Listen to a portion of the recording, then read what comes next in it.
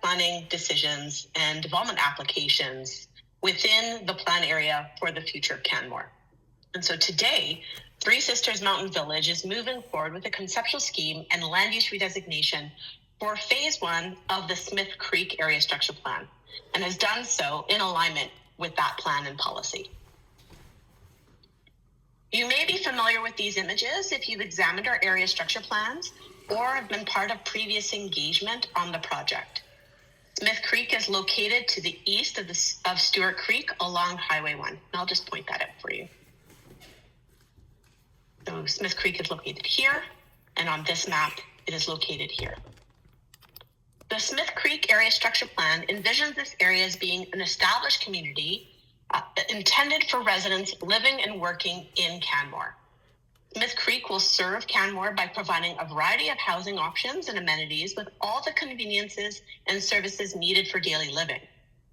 Smith Creek will strengthen Canmore's position as a highly desirable place to live, work, and play, and raise a family. Anchored by its mountain surroundings, Smith Creek prioritizes residential development that will accommodate a variety of housing types and sustainable modes of transportation. The community will allow residents of the neighborhood to age in place. Smith Creek Area Structure Plan strives to achieve a compact form while balancing the need to respond to technical and geographic constraints. The range of dwelling types will provide a balance between low and medium density housing forms, including single and semi-detached homes, townhomes, and stacked townhomes. The commercial and light industrial district, which is just located here on closer to the Dead Man's Flats intersection, will be part of a phase 2 of Smith Creek and will be an important focal point for residents of the neighborhood and the adjacent hamlet of Dead Man's Flats. The unit maximum for the area structure plan area is 2,150 residential units, with the bonus density included. While we have provided an overview of the Smith Creek Area Structure Plan on this slide, our focus today is phase 1 conceptual scheme and land use redesignation. Again, phase 1 is identified in the pink area on the map and is the westernmost area within the area structure plan. This phase would be primarily residential, and it represents an approximate 3-year land supply that will only become available to build upon in the year 2027 at the earliest. It could take 3 to 4 years from the date of approval of this conceptual scheme and land use redesignation application before residents are able to occupy their homes in phase 1.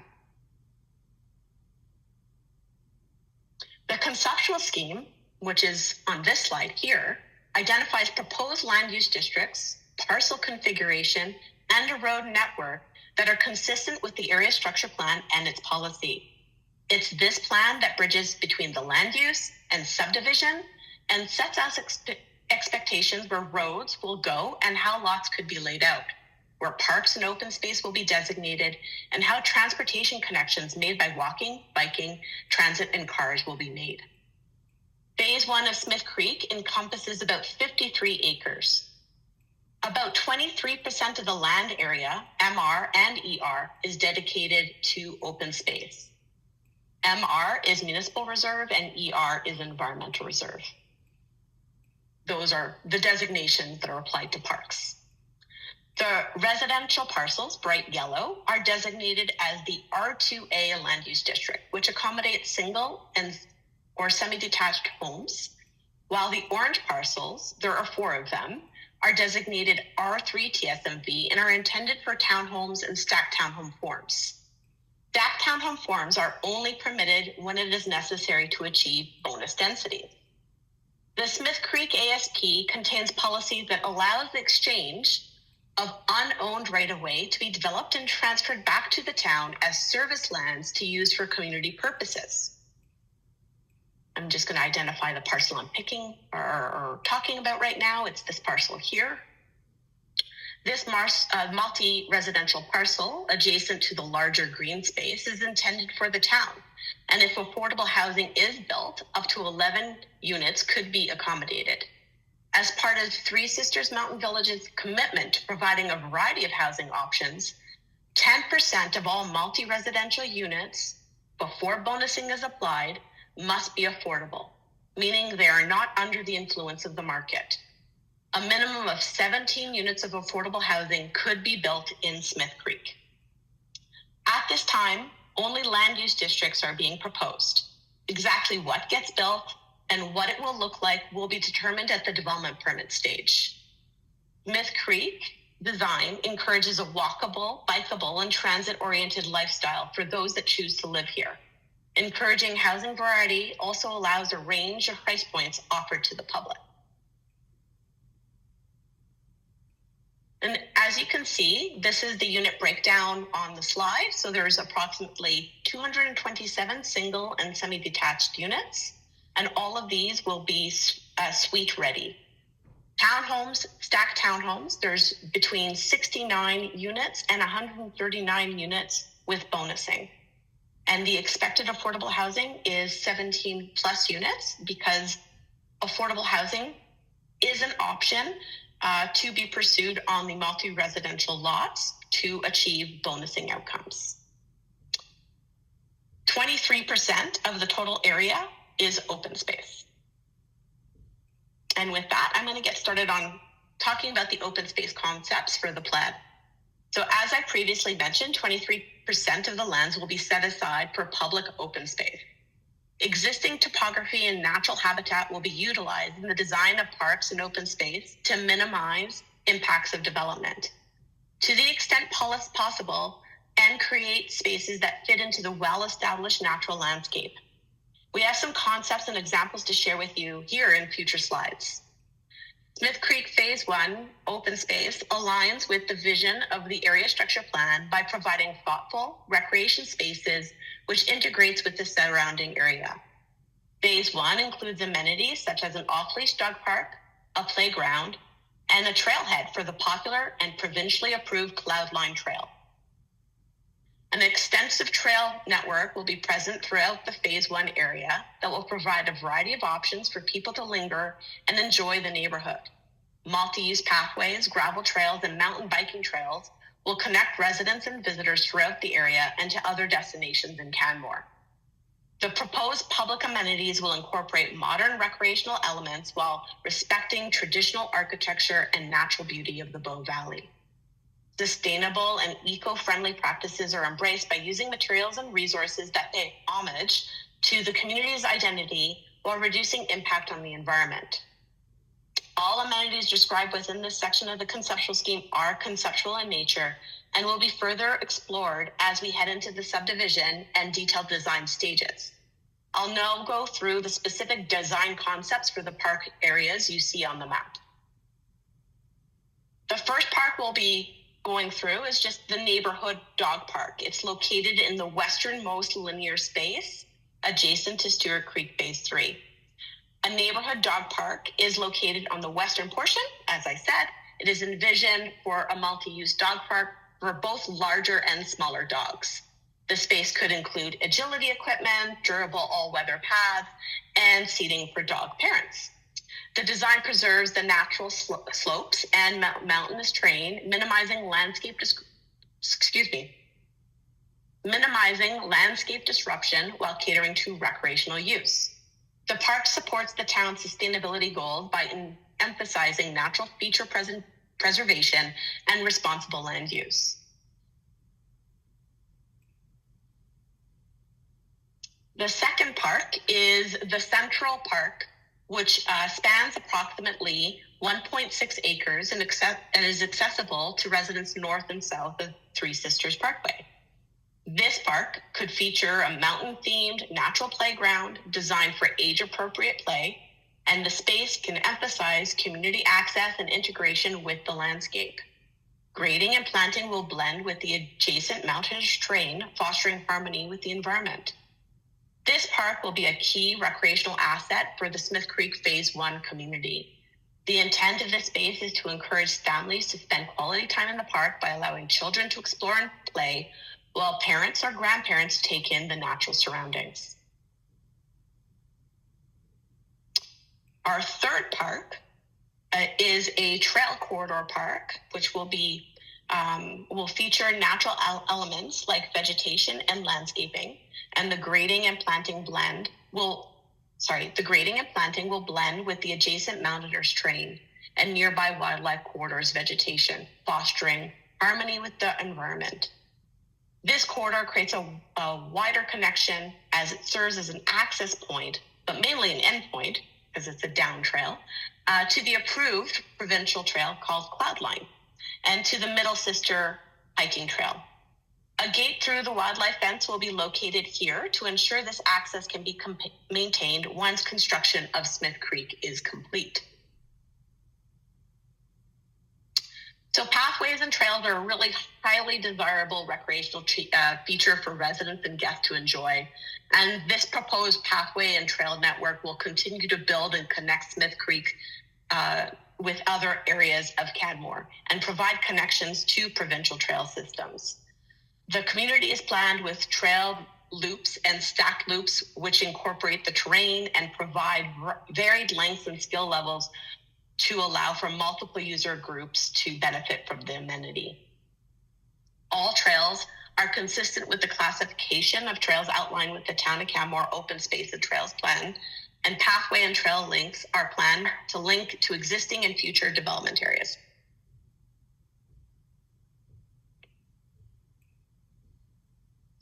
Environmental reserve lands, sometimes referred to as ER lands, are generally not suitable for development and contains features such as swamp, gullies, ravines, coulees, floodplains, or lands adjacent to a body of water. The majority of the ER designation within Phase 1 is concentrated in the north central location of the plan area where there is a coulee, highly undulating topography, and steep terrain. Within the areas designated as ER, only low maintenance pathways, which are sensitive to the ER lands, are proposed. And this is pathways that are sensitive are pedestrian granular pathways or mountain bike trails. Along with the conceptual scheme, Three Sisters has proposed land use district changes for the Phase 1 area. Three Sisters has proposed 2 land use overlays. A general overlay to create rules that apply only to Smith Creek and to exempt or change rules within the current land use bylaw that conflict with the direction of the area structure plan. And the second is a bonusing overlay for Smith Creek that sets out a consistent framework for how density bonusing is earned by multi-residential developers. The 2 overlays work with the 2 standard districts proposed for the Phase 1 area called R2A, which allows for single and semi-detached homes with and without suites, and R3 TSMV, which allows for townhomes and stacked townhomes when bonusing. The R3 district has density modifiers to allow for bonusing on multi-residential parcels. The D modifier is the number of units per hectare allowed without bonusing, and the B modifier is the number of units per hectare allowed with bonusing. The base density, or the D modifier, cannot be exceeded without participating in the bonusing program, and the maximum unit count with bonusing can never be exceeded. Unused density from previous phases can be carried over to future phases of Smith Creek. Bonusing allows the town and Three Sisters to incentivize development, encouraging further contributions towards social sustainability, social equity, public art, and cultural facilities. Bonusing recognizes Canmore's priority for affordable housing and their desire to support inclusive communities, protect the environment, value art, culture, and community connection. These goals are reflected in how bonusing is proposed, with a priority in creating additional affordable housing units above the 10% requirement. Bonusing can occur up to the maximum of 2,150 residential units in alignment with the ASP.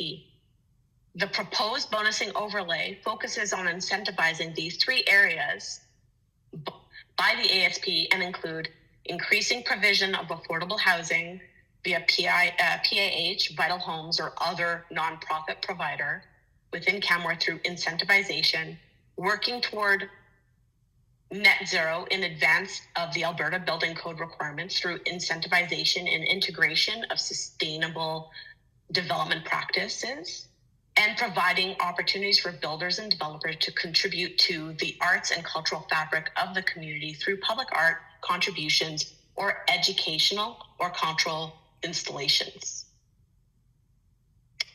There will also be urban design guidelines for Phase 1 of Smith Creek, and these will be formalized as part of the subdivision process. Smith Creek will embrace traditional and contemporary styles of mountain architecture and prioritize practical and honest strategies that celebrate the expression of building materials and structure. Guidelines will encourage simple yet effective details to create visual interest. The Smith Creek Environmental Impact Statement, EIS, is recommended a series of mitigations to be applied to the development, including wildlife exclusion fencing, attractant management, and providing for recreational opportunities within the development footprint, combined with education and signage. The province is responsible for maintaining and managing the wildlife corridors, including any necessary enforcement. The province is also responsible for the operations and maintenance of the wildlife fence. The province has the sole authority over wildlife and wildlife corridors and enforcement within them. And a monitoring and adaptive management plan, which has been reviewed and accepted by the province, is part of Three Sisters monitoring program. The monitoring and adaptive management plan sets out a process for monitoring and identifies when and how adaptive management will be applied to our mitigations. Three Sisters has already built Phase 1 of the wildlife exclusion fence, and I'm just identifying that on the map here. So that went through Three Sisters Village, through the Stewart Creek Golf Course, and down the highway at the end of Stewart Creek Phase 3. The next phase of the wildlife fence will be built around the Phase 1 area of Smith Creek in accordance with the wildlife exclusion fence design plan. Excuse me, just need a little bit of water. The fence that exists on the east side of Stewart Creek Phase 3, or the west side of Smith Creek Phase 1, this portion will be removed, and the neighborhood between Stewart Creek and Smith Creek will be continuous. Access points to provincially designated trails will be facilitated through gated entrance points, like the one we previously mentioned, to access the Cloudline and the Middle Sister hiking trails.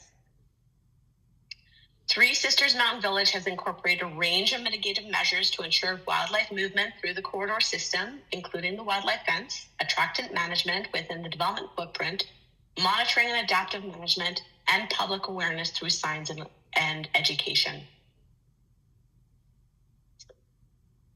This is a timeline of the application's progression. We're currently just about here. We've resubmitted, and the application is currently going to council on October 7th. And we expect that we will apply for subdivision in Q1 of 2026. We anticipate that the wildlife underpass in Smith Creek will commence construction in Q2 of 2026, so this upcoming construction season in 2026, and we will undergo detailed design and engineering while that wildlife underpass is undergoing construction. We anticipate that we'll commence grading and utility and road construction in Q2 of 2027, and with development and building permits being next up for both the multi-residential and for the single and semi-detached lots. So with that, I wanted to provide a bit of an update on Three Sisters Village Phase 1 as well. I'm sure a lot of you are curious given the activity that's going on in Three Sisters Village. Three Sisters has identified 5 builder partners that will be building townhomes and stacked townhomes within the Phase 1 area. I can't reveal those builder partners at this time but the builder partners are all very excited to make their announcement when they're ready. There will be about 240 new rental apartment units that are anticipated within phase one. We also expect a minimum of 72 units of affordable housing within phase one, and that's the minimum 10% calculated on all multi-residential units. We also anticipate and really look forward to the amenities that we're offering within Three Sisters Village. The first asphalt pump track with a beginner and intermediate track will be placed within Three Sisters Village phase one. We're also going to have 3 bike jump lines, beginner to expert, in the phase. And I know that a lot of our stakeholders and partners are very excited about this. We're also going to have an off-leash dog park in the trees, which is an experience that I know a lot of people had expressed that they wanted to experience, so that they didn't take their off-leash dogs into the wildlife corridor. And we're also going to feature a slope adaptive playground. And phase one also features over 7 kilometers of trails and pathways. And that includes multi-use pathways, mountain bike trails, and gravel trails. And so we're really excited to be able to deliver this to future residents and existing residents that everybody can share and enjoy. I'm also going to give an update on the Gateway. The Gateway is our commercial development located at the entrance of Three Sisters Mountain Village, just off Highway 1. And we're looking forward to welcoming IGA, which it has an anticipated opening of summer 2026. Stobie's Liquor, we're hoping to see them open in winter 2025-2026, as well as Dollarama. And Pet Value, which we just announced today. So there's some really exciting retailer announcements, and stay tuned. We should be doing that more frequently, announcing some retailers that are joining us at the Gateway. Also very exciting in the Gateway is that the Gateway will be opening 52 beds of employee housing in November of this year. And leasing will be available to existing and local Canmore businesses to address employee housing needs that we know they're struggling with. And so with that, I thank you for your patience and for listening. I'm happy to take any questions. And I'll wait for Chris and others to open up their cameras. Awesome. Thank you, Jess. We have a few questions coming in, some of which we've been addressing while you've been speaking, but because it went over quickly, Jeff asks, how many total units would be built in this phase? And I believe you had a slide that showed and demonstrated how many units would be built in Smith Creek phase one. Yeah, I'll go back to that slide and just share it again.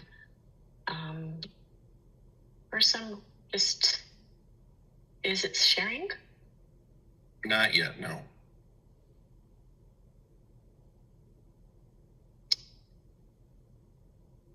Pardon.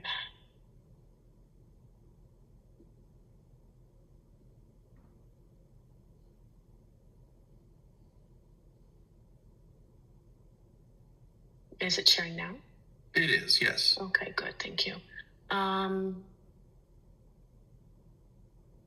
I'll just go to that slide. It is here. So there are 227 single and semi-detached units and 69 to 139 units of townhomes and stacked townhomes. Now there's a range here because it depends on how the builders that will purchase these multi-residential parcels, how they participate in the bonusing program and what they propose on their site. So we know that there will be a minimum of 69 units, but there can be an up to 139 units with bonusing. Thank you, Jess. Appreciate that. You had a note where you said, when you say the development is meant to be bikeable, walkable, and public transit friendly, does that mean that there'll be allowances made to decrease the usual parking requirements for dwellings? I'm going to break this into two pieces, and I know that land use talks to parking and bikes and things like that, so maybe you could talk a little bit about that and the town's aspirations within the land use bylaw. So presently, the land use, I'll just go right to parking requirements. Presently, the land use bylaw adopts the existing parking requirements from the town of Canmore. What that means is that there is kind of a minimum and maximum parking requirements. I can look them up for you, and probably this is a detail that we can get into when we paste, or I can paste in the detail for parking when we answer the questions in a written format. But overall, I would say that the town is trying to encourage travel by bike, walking and biking. And that they acknowledge that vehicles need to be accommodated and parking needs to be provided, but they really want to make biking and walking much easier. And within the integrated transportation plan, the town would like to hit a target of 60% of trips being made by vehicles and 40% of the trips being made by sustainable modes. And this area has I believe, a split of 30 to 70 on the mode split. Thanks, Jess. And this is going to be similar, I think, to the land uses that are currently in place in the village, and that they continue to encourage walking, biking, and multimodal transit options. Sorry, was there a question in there? I was just looking for your confirmation. Yes. Thank you. The second part of that question says that it was unclear whether mountain biking trails, aside from Cloudline, would be available in the area once Guy Lafleur Trail and Loki are gone. Can you elaborate on that a little bit? So the Cloudline Trail will not be gone. The Guy Lafleur, once development occurs, will be eliminated from this portion of Smith Creek. And it will be eventually completely eliminated when Smith Creek builds out. But there are mountain bike trails offered within Smith Creek. There is a mountain bike trail. It's maybe better to see within this version of the slide, but you can see the black line here. It kind of comes round, it goes loops, and it comes back up comes back here and then loops back up into one of the roads, which is what we're calling a local F right now. And it would be able to, you would take the road and come back, and you could go to Cloudline or to other areas from there. Thanks, Jess. Appreciate that. Another member asked about 17 units of affordable housing expected, and I'm not sure if that number was correct, but that's what's typed in the question. If you could bring up the slide about affordable housing. Can you elaborate that? Is that based on bonus incentives? And if so, can you give the attendees a sense of how successful that bonusing has been, how it's previously worked to date in other areas of Three Sisters? Sure. Right now, we have we calculated the minimum requirement for all of these for these three parcels. So this parcel here, this parcel here, and this parcel here. We assumed 10% of all units would be affordable. And then for this parcel, which is the parcel that will be transferred to the town because of the community lands policy. And the community lands policy, it's a bit confusing if you're not a planner, but really we take these unused road right-of-ways and we consolidate them into our plan, and we give them back as a full titled parcel back to the town so that the town can develop them.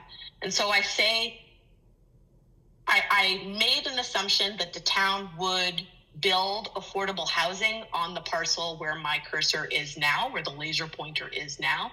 And if all of those units were developed as affordable housing, then this would be 17 plus units of affordable housing. Now, with regards to bonusing in Three Sisters Village, the number that I can remember offhand, but I'd like to confirm it. I believe 77 units at a minimum will be built in Three Sisters Village as affordable housing.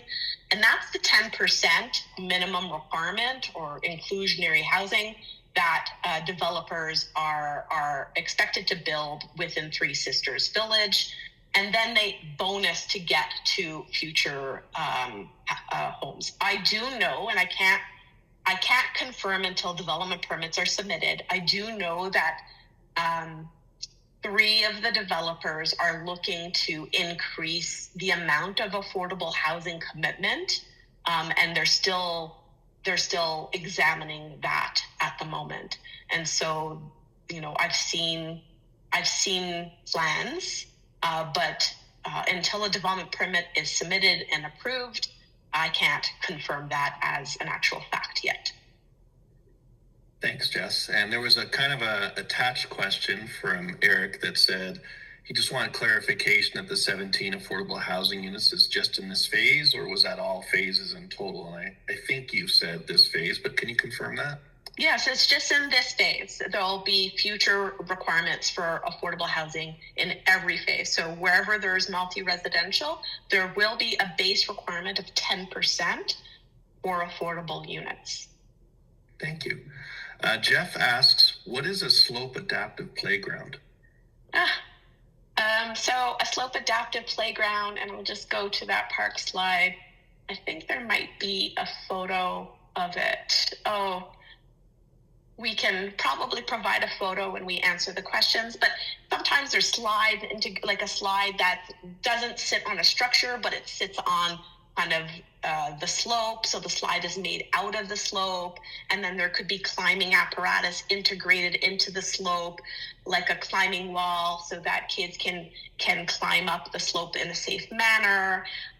Sometimes there's these really cool like wood kind of sculptures where it's like a mokoyama, and they integrate that into the slope, and it kind of very, very interesting, very cool stuff that the landscape architects are thinking of. Awesome. We've been answering questions a little bit during your presentation in the Q&A. And one of the participants asked what a MAP, M-A-M-P plan is. If you could describe that so that people could understand what that acronym stands for. So the Monitoring and Adaptive Management Plan, it's a MAMP. And it's essentially a plan that we've worked with the province on to look at the questions that were in the EIS, and monitor for those questions on our mitigations. And if we see that the mitigations are not performing as predicted, then we would adapt. And so that would mean it could be anything from increasing education on the wildlife fence. It could be installing more signs or a different gate, or looking to put in different types of recreational facilities within the development footprint to try to have better compliance with human behaviors in the wildlife corridor. Appreciate that, Jess. And I think some of the things that you haven't seen, because we've been typing answers along the way as you go, as you can anticipate, people were asking about the effectiveness of the wildlife fence that's been constructed so far, and probably important to remember, it's still incomplete in its current state right now. It doesn't have the crossing structure on Three Sisters Parkway. There's a gap in a couple of areas. We've had some vandalism with some cuts and things like that, which we've been trying to address. But can you explain to people about the monitoring of the fence once it's actually fully constructed and in place through the map a little bit more? Yeah. So we'll be monitoring the fence through our camera monitoring program, and the cameras are placed in various locations. So we're monitoring for a number of different things, which include human use, and where humans are going within the corridor, whether or not they're listening to keeping on approved provincial trails, and those are combined with reports of wildlife sightings and other things, and we share that information in a report with the province and decide whether or not there needs to be changes to either the fence or anything else.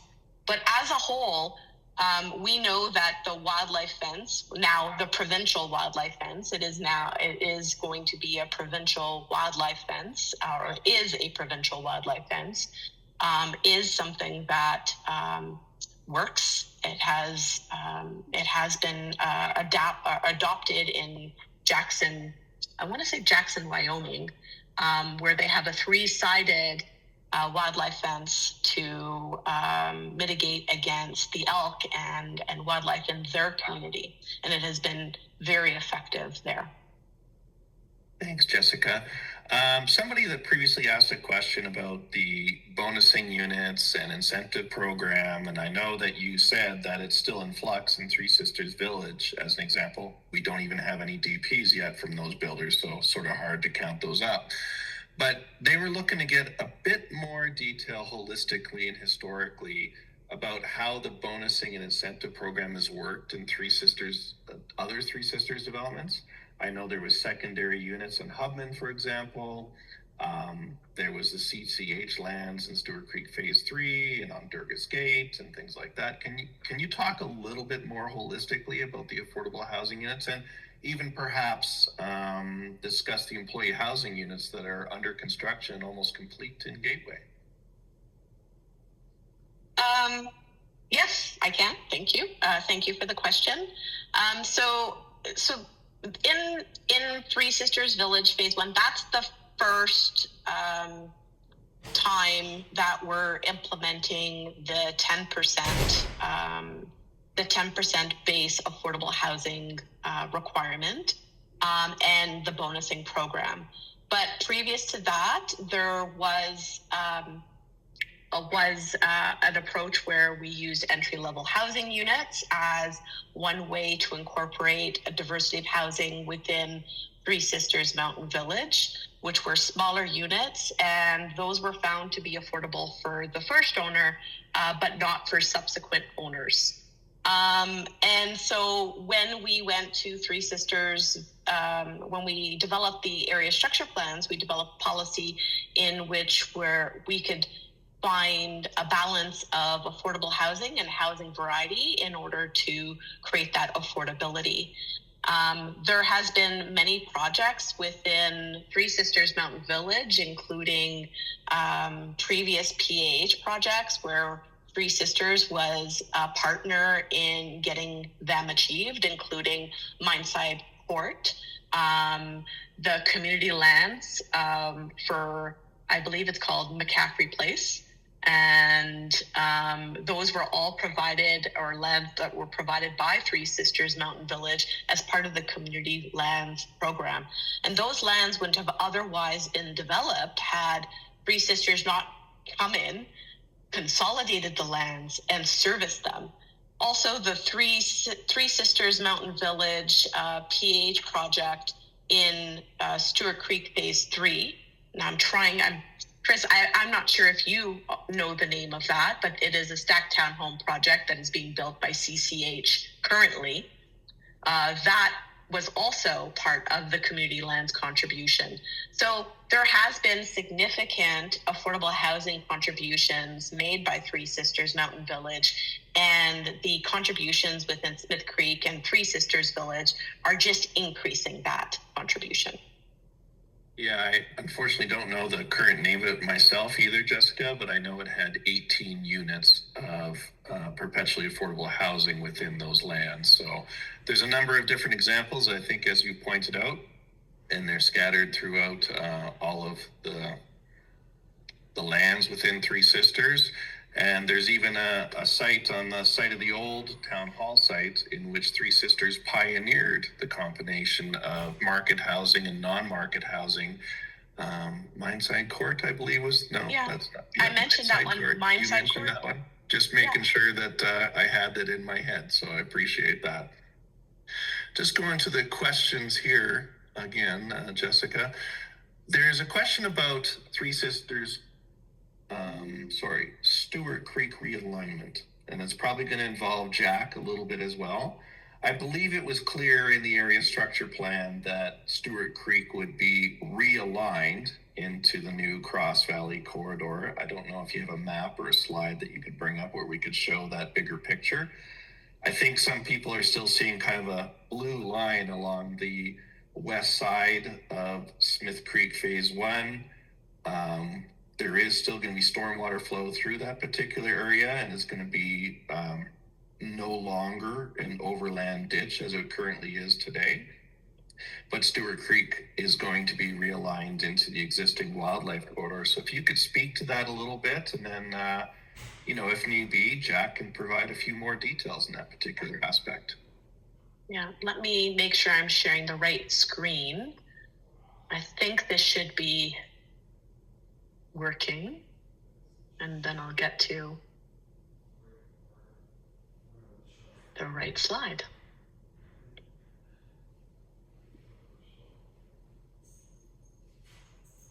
Will this work? I'll go to full view once I...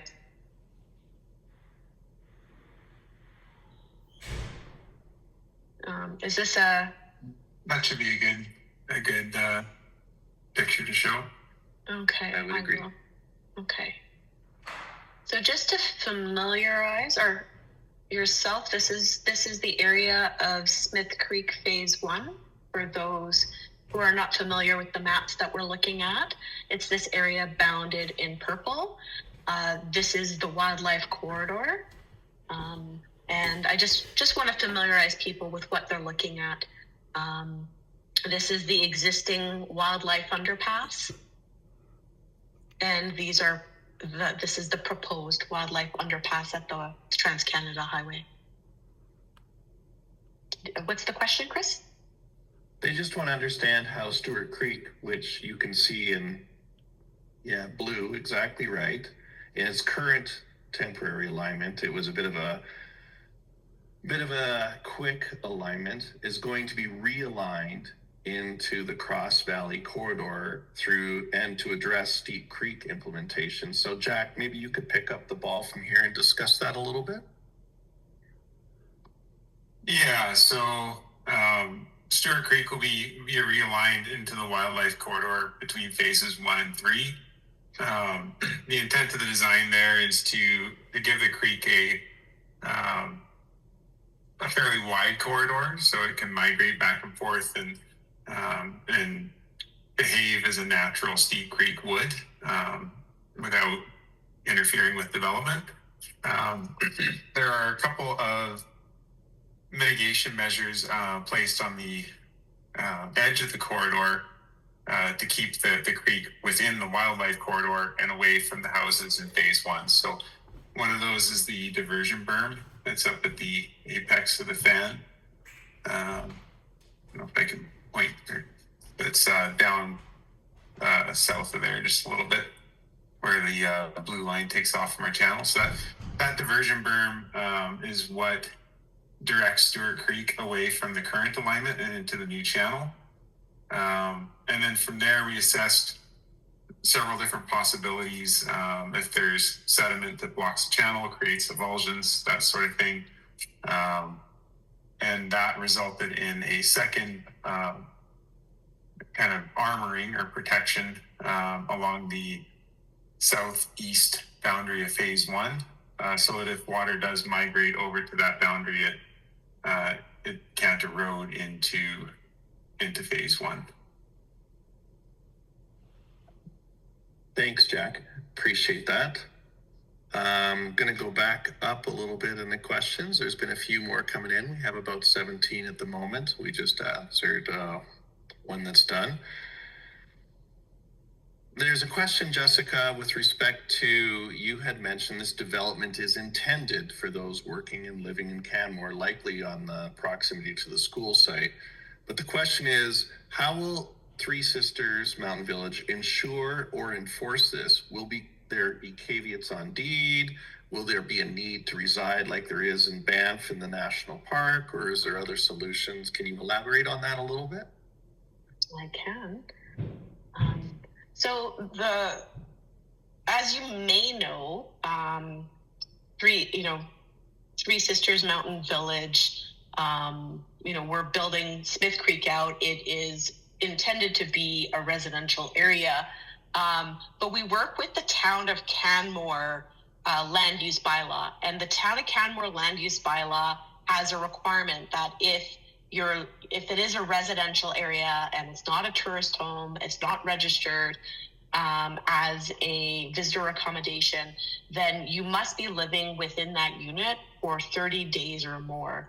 And so it's done through land use bylaw to ensure that the town can do the enforcement that's needed to make sure that they're living within it. Thanks, Jess. There's a question here that says, how long will Three Sisters Mountain Village be responsible for monitoring and maintenance under the MAP, the Adaptive Management Plan that you discussed a little bit earlier? Oh, that's a very good question. Thank you for that question. So the Monitoring and Adaptive Management Plan is and will be alive until we can establish proof that the mitigations are working, or such time that I believe, now you're going to have to let me look back on this, but I think 5 years after completion of development. And so I will double check that and make sure I answer that and make sure that that's correct. But once we answer the question and we can say with and prove to the province that this is working adequately for the adaptive management plan, the monitoring and adaptive management plan, then that monitoring for that particular question can end. Thank you. Appreciate that.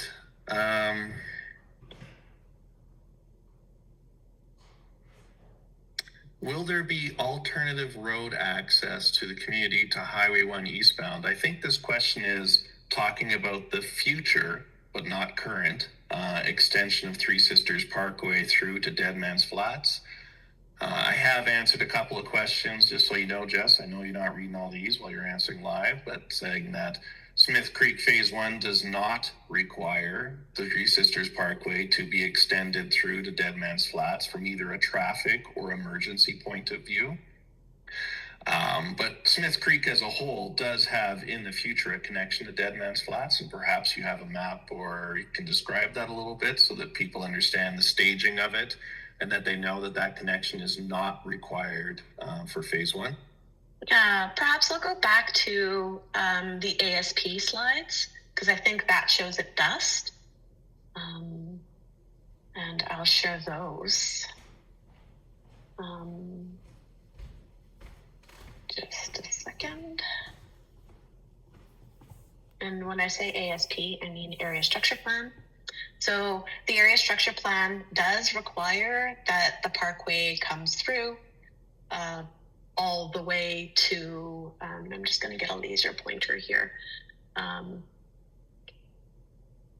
that the parkway is identified by this gray line that goes through the Area Structure Plan area, and there is a exit point with Deadman's Flats, and there will be an alternative exit point to George Biggie Senior Road that is identified within the Area Structure Plan.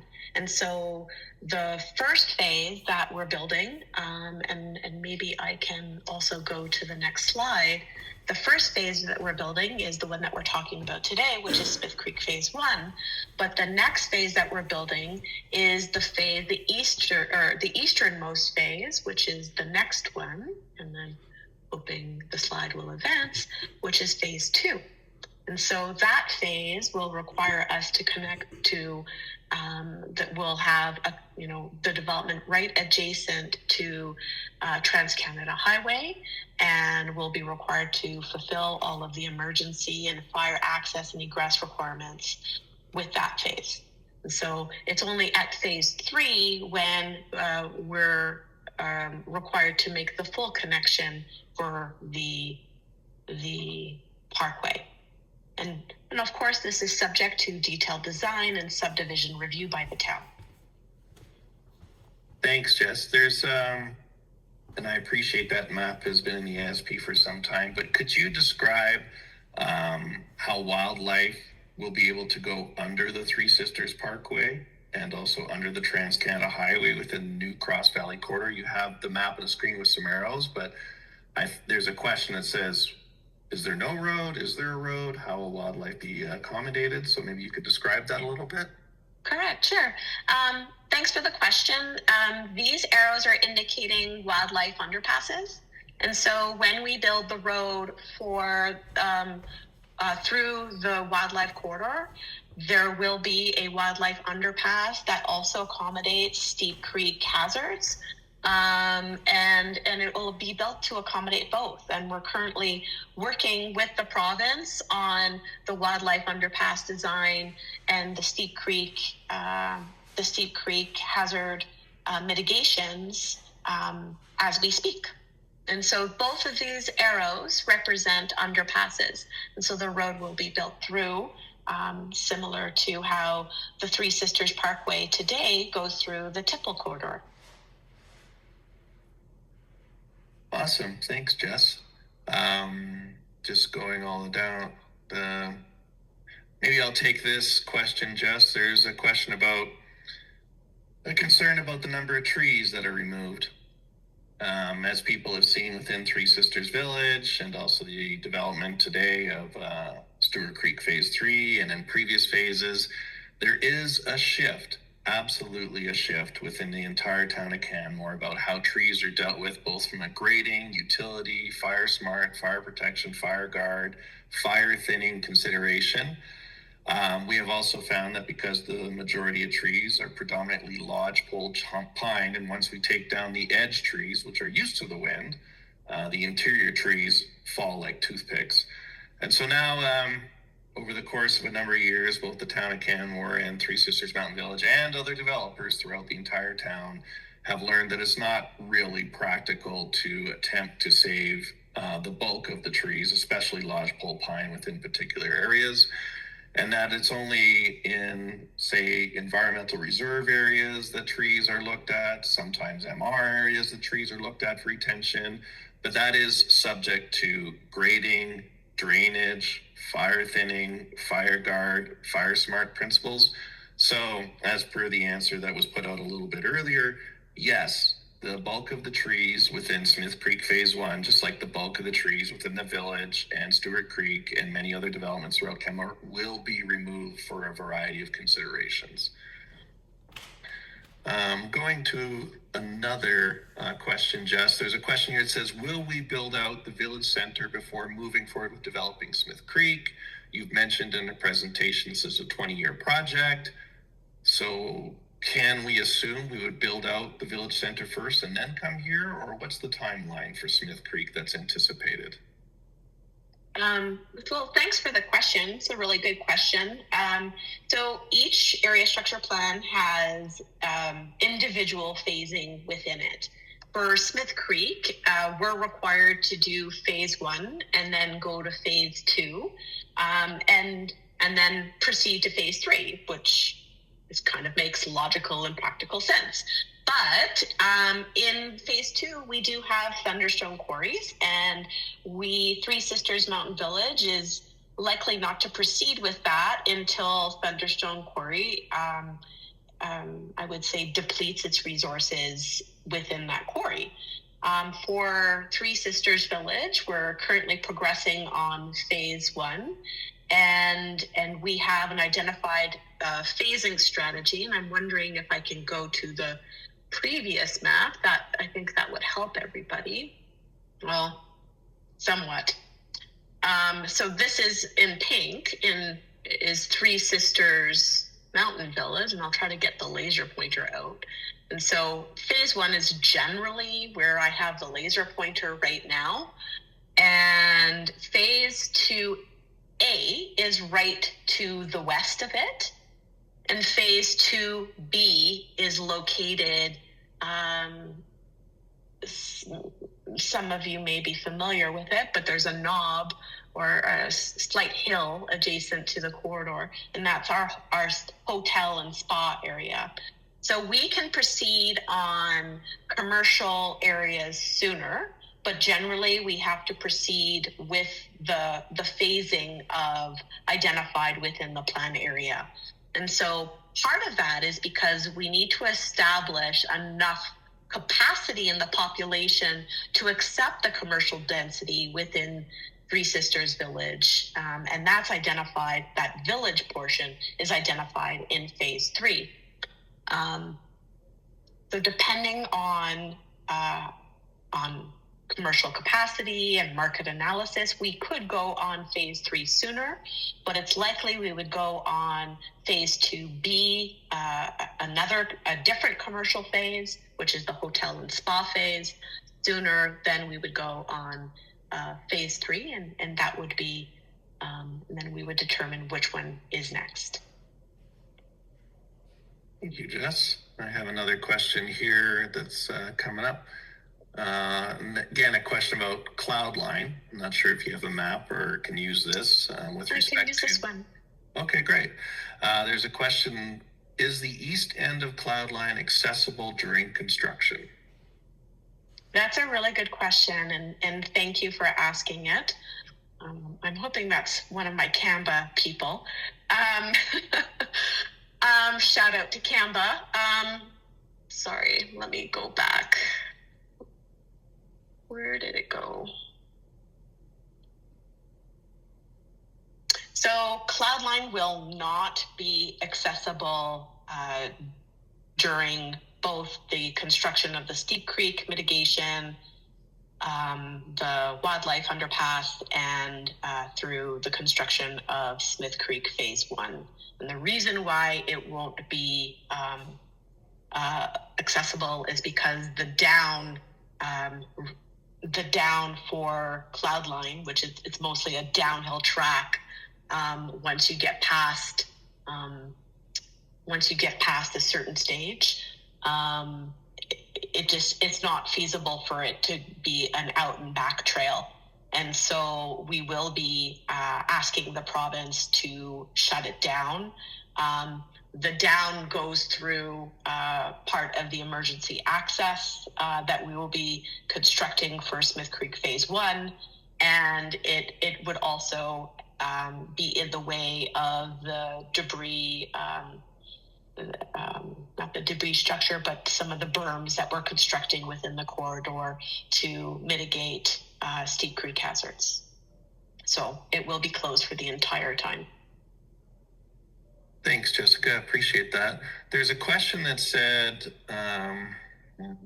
so I'll need you to think about this a little bit. The original ASP presented said up to 5,000 residents in the Smith Creek area. This is the wording from the question. I believe Jessica said it would be 2,700 max with bonus density added. Did this change, or is there some confusion about the number of residents within the Smith Creek area that you could elaborate on? I think so. I think we're getting residents versus units. So the unit max or maximum that I mentioned for this area structure plan, I believe, is 2,150. And it's a unit maximum, not a people maximum.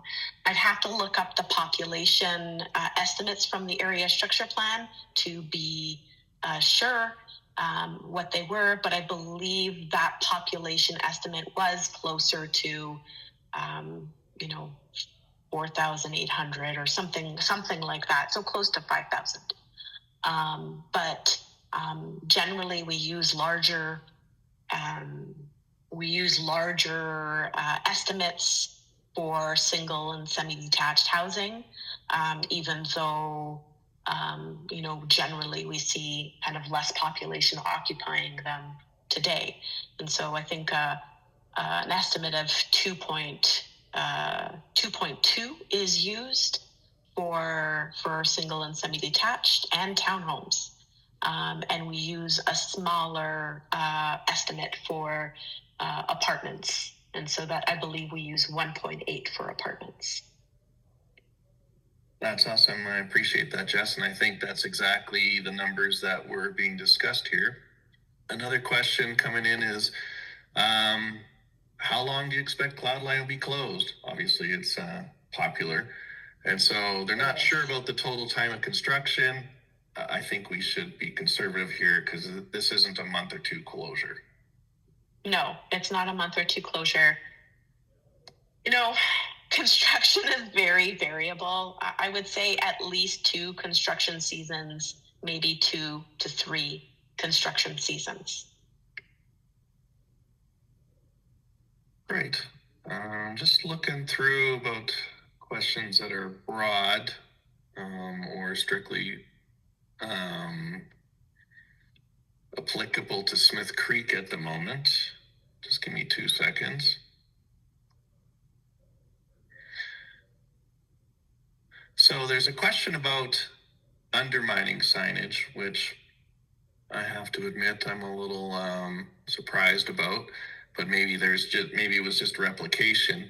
So there was a question previously that said along the Guy Lafleur Trail, there's signs saying highly hazardous undermining. And I asked, for some clarification, is this in the village area? Is this in the Smith Creek area?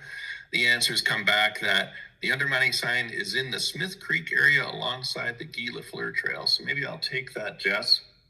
To start with, I cannot ascribe to what is on a particular sign. It could be that these signs were printed en masse, but as clearly articulated during the area structure plan process that was approved by council, there is no undermining hazards within the Smith Creek area, and there is 0 undermining hazards within Smith Creek Phase 1. And so there are undermining hazards uphill and up above Smith Creek area structure plan as a whole. Yeah, thanks, Jess. That'd probably be useful. But within the development area of Smith Creek itself, there are no undermining hazards. And so there is a discussion within the area structure plan, generally in the area that Jess just circled with the red pointer, that some trails would probably require further work once they are either officially located, officially endorsed, actually permitted. One has to remember there are hundreds of unendorsed, unofficial, unauthorized, or quote, pirate trails throughout the corridors, none of which have ever been assessed for undermining, safety, fire thinning, or wildlife use and things like that. And so there's a very large program, and Jess, I know you've been part of it with respect to the, there is a group that works with Canmoran Area Trail Strategy? Thank you very much. Or CAMBA. CAMBA, but that Canmoran Area Trail Strategy is looking at all those aspects to say, which of these trails are we going to keep, and how many of the hundreds are we actually going to close off because they're not safe, not permitted, or not appropriate for use within the wildlife corridor? And that work is ongoing. Can you elaborate a bit more on that, Jess? Yeah, the way I would describe it is that the province recognizes that the priority within wildlife corridors are wildlife. And so they want to be specific about creating trails that people enjoy and can use, but really want to discourage people from using anything else within the corridor. And so that there has been lots of discussions about in the future of for Smith Creek that there could be trail extensions, and that undermining mitigation would be, like, the province has been made aware, and that undermining mitigation would have to occur on those trails as they progress them. But the Canmore and Area Trails strategy, which is not completely released yet, and I don't think I could speak to exactly what's in the draft plan until we see that released. But Three Sisters has been an engaged stakeholder through that process and has welcomed the ability to collaborate on that and to make sure that trails are important to the community and make sure that there's connectivity to trails through our development. Thank you, Jess. I think there's a question that's just come up. It's a little bit outside the Smith Creek area, to be honest, Jess. What is the plan for Three Sisters Pond in the TSMV Phase 1 plan? I believe they're referencing the pond that's in the old golf course in Three Sisters Village Phase 1 that you had proposed within the village area structure plan, which we are not discussing tonight, but maybe we can just provide a little bit of context to be a future amenity within the village. Yeah. So that future pond, or right now it's an irrigation pond. It's about, I think it's about 3 or 4 acres in size. And so that pond would be converted to be kind of a paddle pond. So it wouldn't be for swimming, but it would be for paddling, and it would be a future amenity for the residents of the resort and those who visit there. Thanks, Jessica. In looking at the last question, it's a little bit too complex. We'll look at that during the FAQs, but it's talking about Silvertip and wildlife and forests, and probably could be answered by just a simple reference to the EIS work that's been completed and the Canmore Area Trail strategy and a number of EISs by other developers, so it's a little beyond the context of just Smith Creek. So I believe we have addressed 51 questions over the course of this presentation. I know we've run a little over, but Jess, is there any final words you'd like to share? I just thank everybody for coming out and really appreciate their time. And I know that we received some questions in advance, and I think we answered most of those. And if we haven't answered them, we will be attempting to do kind of a thematic response to the questions, and we'll distribute those who attended the meeting. So thank you so much for coming out. And again, if you do have any further questions, I'm happy to answer them. And if you see me out in the community, say hi. I'm pretty friendly. And yeah, happy to talk to you anytime. Thanks very much, Jessica. Appreciate that. Thanks everybody for attending. Thanks for submitting the questions you provide to date. I know about 3 or 4 have just floated in, probably because I said we're about to close the door. But if anything that's a little bit broader, we'll certainly provide an FAQ question or something like that. We appreciate the time that about 80 people attended today to provide some of their time and attendance and ask some questions to us. And thanks very much. See tsmv.ca, which actually just got updated a little bit today. So it's pretty fresh. And if you're looking for some of the previous reports that were done during the area structure plan process, EISs, the adaptive management plan process that Jess discussed, transportation management, things like that, canmore.ca is a wonderful resource. We don't have all the reports easily referenced because we did just update our website, but there are many links to council minutes and council agendas and the reports at canmore.ca. Thanks again for attending tonight.